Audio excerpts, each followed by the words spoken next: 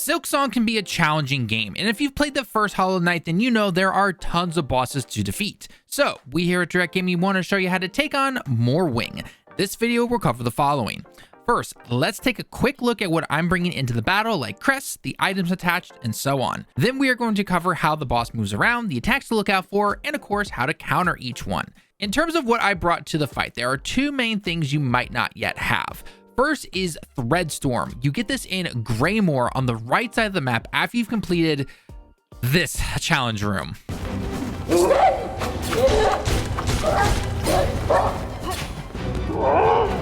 The other is right before the boss on the left side where you actually have to go, and that is getting the Reaper's Crest. This helps you with getting Silk back after healing and changes the way your attacks are. If you liked playing similar to how you did with the Knight in the first game, then this is going to be just for you.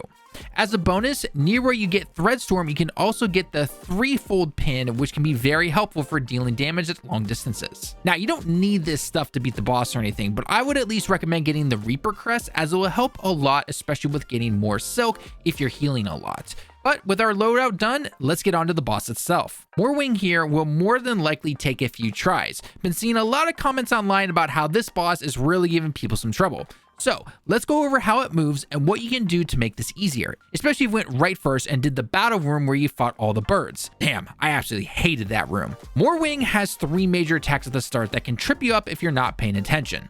The first one being his dive attack. The boss will back up and fly at you along the ground and then finish a bit above the ground, kind of like a crescent shape. When it comes to avoiding this attack, you need to jump over it. If you feel like it, you can actually attack as you jump over the boss, but he does move pretty fast, so just be careful there.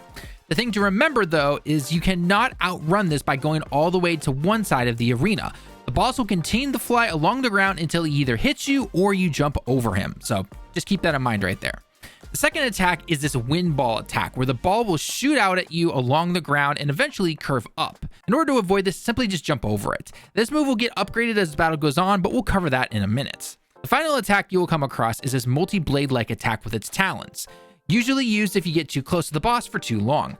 I recommend simply dashing backwards to avoid it, then you can dash forward and get some free hits on the boss. It'll be these three attacks you need to avoid and counter until the boss enters the second stage.